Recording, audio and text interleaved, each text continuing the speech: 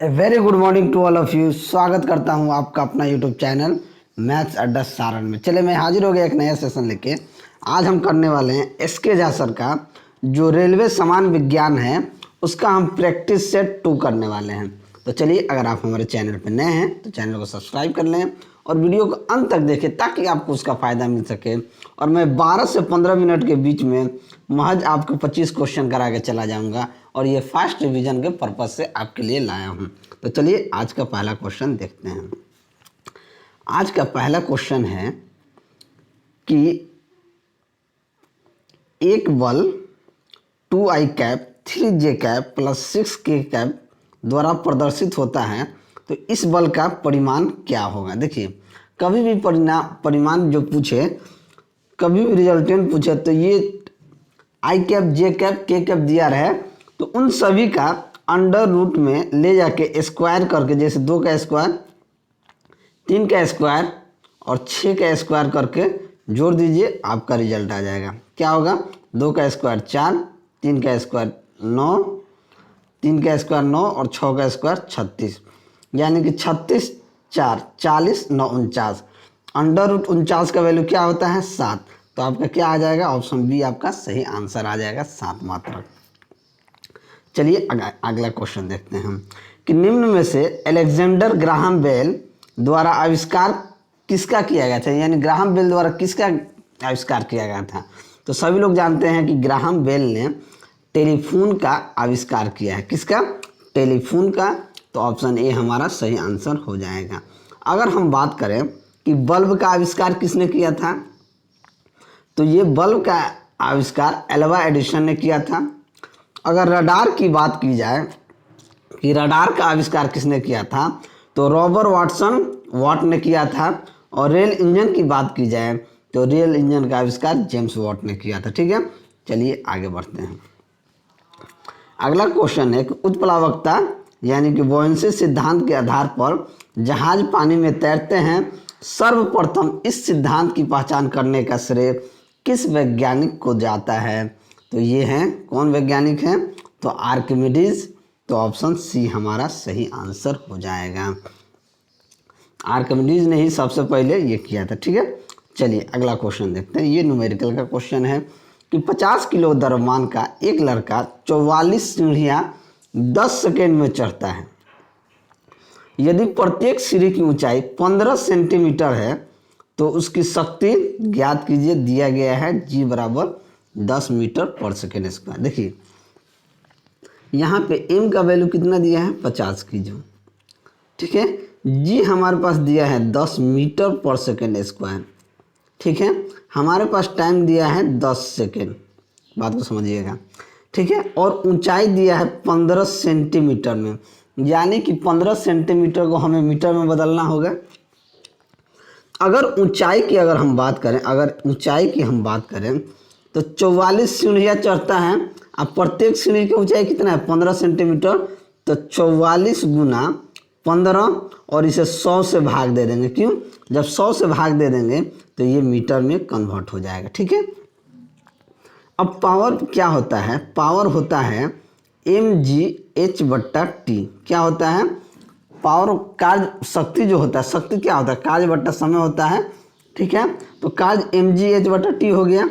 m हमारे पास कितना है 50 है, g हमको 10 लेना है, h हमारा कितना है, h यहाँ 44 गुना 15/100, यानी कि 44 गुना 15/100 और t हमारे पास कितना है 10, तो यहाँ पे 10। अब देखिए 1 0 से 1 0 काट दीजिए, 1 0 से 1 0 काट दीजिए, 5 दूनी 10 और 2 से कट जाएगा ये 22 बार में, यानी कि 330। 22 और 15 का गुना करेंगे तो 330 वाट शक्ति जो आएगा। शक्ति का ऐसा ही मात्रक क्या होता है, वाट होता है। इसको ध्यान में रखिएगा। देखिए यहाँ पे जूल भी आंसर दिया है, तो ये नहीं होगा, 330 वाट हमारा सही आंसर हो जाएगा। तो ऑप्शन डी हमारा सही आंसर हो जाएगा। चलिए अगला क्वेश्चन देखते हैं कि पावर ट्रांसफार्मर की कार्यप्रणालिका का सिद्धांत डैश पर आधारित होता है, किस नियम पर आधारित होता है। तो ये जो ट्रांसफार्मर होता है वो फैराडे के नियम पे ये होता है। ठीक है, तो ऑप्शन डी हमारा सही आंसर हो जाएगा। चलिए आगे बढ़ते हैं। अगला क्वेश्चन है कि वेग 1 से युक्त समतल सतह पर प्रकाश तरंग आपतित होती है तो परावर्तन के बाद वेग कितना हो जाता है। परावर्तन के बाद क्या हो जाता है, x से क्या हो जाएगा 2x हो जाएगा। ठीक है, तो ऑप्शन बी हमारा सही आंसर हो जाएगा। ठीक है, अगला क्वेश्चन देखते हैं। अगला क्वेश्चन है कि पृथ्वी की सतह पर गुरुत्वीय त्वरण 9.8 मीटर पर सेकंड स्क्वायर है। पृथ्वी की सतह से उसकी त्रिज्या की 9/10 ऊंचाई पर त्वरण का मान लगभग क्या होगा। एक फॉर्मूला हम जानते हैं कि स्मॉल जी बराबर क्या होता है, जी एम बड़का जी बड़का एम बट्टा आर स्क्वायर होता है। ठीक है, यहाँ छोटा जी का मान दिया है 9.8 मीटर स्क्वायर। ठीक है, तो जब जी डैश हमको निकालना होता है तो हम क्या करते हैं, जी एम बट्टा आर प्लस यहाँ देखिए आर बट्टा 10 का होल स्क्वायर। ठीक है, अब देखिए हमारे पास यहाँ पे क्या दिया है, जी एम कितना दिया है, तो यहाँ से जी डैश हम क्या निकाल लेंगे, ये हो जाएगा 10R 11R बट्टा 10, 11R बट्टा 10 यानी 11 ग्राम है 121, 121 नीचे रह जाएगा, ऊपर से क्या चला जाएगा 100 ऊपर चला जाएगा। तो जी डैश बराबर क्या हो जाएगा 100G बट्टा 121। अब स्मॉल जी का मान कितना दिया है 9.8 दिया है, तो 100 गुना 9.8 बट्टा 121 यानी कि अगर आप इसको काट पीट करेंगे तो इसका 8.1 मीटर पर सेकंड के स्क्वायर आपका आंसर आ जाएगा। तो ऑप्शन डी हमारा सही आंसर हो जाएगा। चलिए आगे बढ़ते हैं।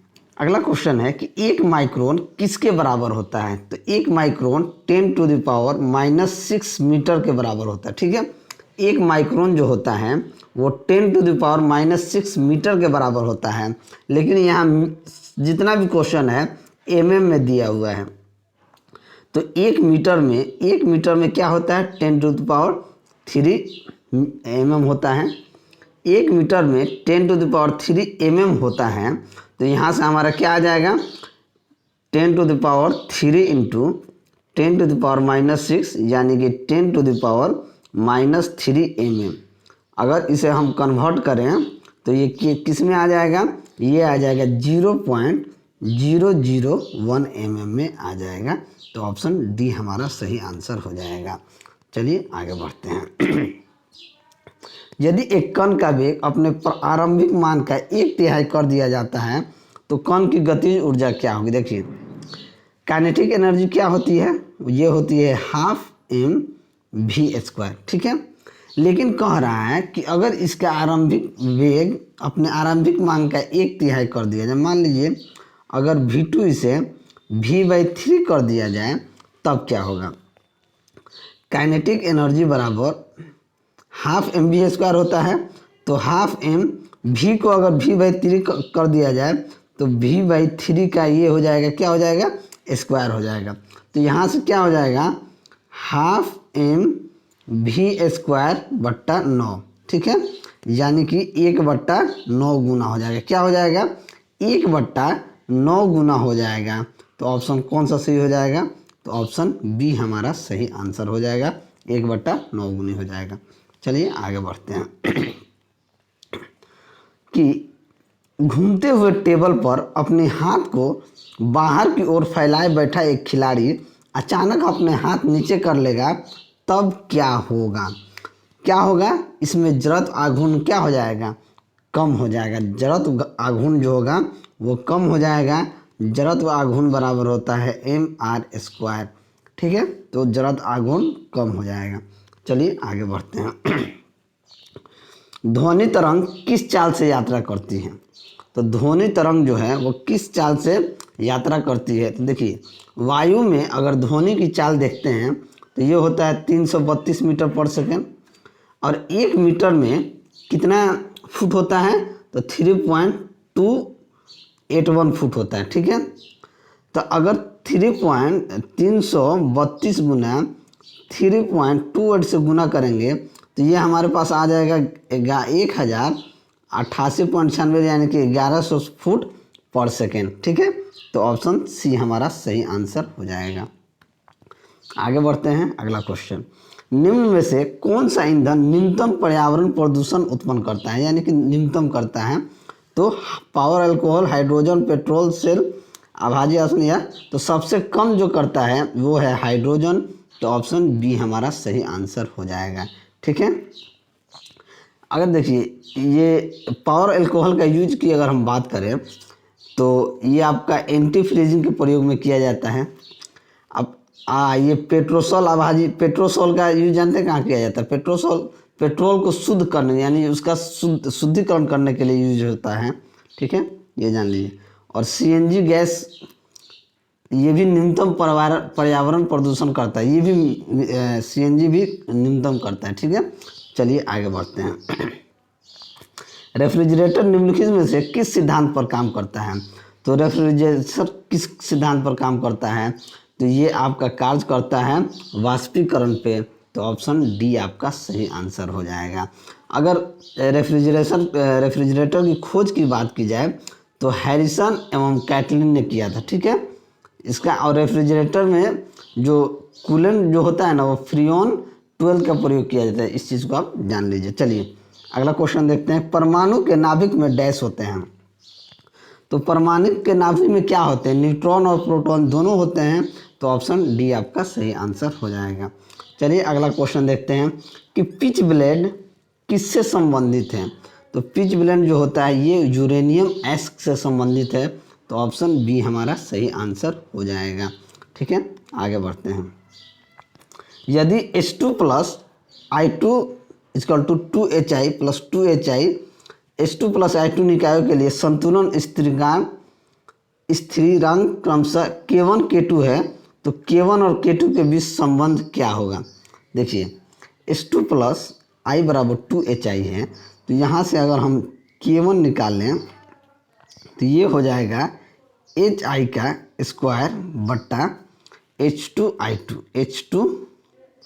और I2, इसको समीकरण 1 मान लिए इसके सिद्धांत पर, ये वाला के आधार पर। ठीक है, अगर हम 2HI H2 प्लस I2 को देखें तो अगर वहाँ से अगर हम K2 मान लें तो K2 बराबर ये हो जाएगा H2 I2 बट्टा HI का स्क्वायर। ठीक है, अगर इन दोनों समीकरण को हल करेंगे तो हमारे पास आ जाएगा K1 बराबर 1/K2। क्या आ जाएगा? K1 बराबर 1/K2, तो ऑप्शन डी हमारा सही आंसर हो जाएगा। चलिए नेक्स्ट, अम्ल वर्षा किस पर्यावरण प्रदूषण से बनती है? तो अम्ल वर्षा जो है नाइट्रस ऑक्साइड और सल्फर डाइऑक्साइड के कारण बनती है, तो ऑप्शन डी हमारा सही आंसर हो जाएगा। आगे देखते हैं कि ऑक्सीजन का परमाणु भार 16 है, ऑक्सीजन का विद्युत रासायनिक तुल्यांक क्या होगा? देखिए विद्युत रासायनिक तुल्यांक हम कैसे निकालते हैं परमाणु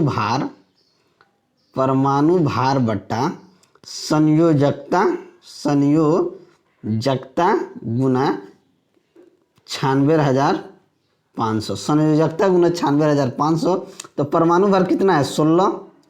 ठीक है, और इसका संयोजकता कितना है ऑक्सीजन का? 2 और 96,500 2 से 8 बार में कट गया, 8 बट्टा 96,500, यानी 96,500 को हम 965 इंटू 10 का स्क्वायर लिख सकते हैं, यानी कि ये आ जाएगा 8.29 इंटू 10⁻⁻5 ग्राम प्लाम के आसपास आ जाएगा। ठीक है, तो ये कौन सा आ जाएगा? इनमें से कोई नहीं। ठीक है, ये आएगा आपका 8.29 गुना 10⁻⁻5 ग्राम पर कूलम। ठीक है, तो इसमें कोई नहीं है, तो ऑप्शन डी हमारा सही आंसर हो जाएगा। आगे बढ़ते हैं,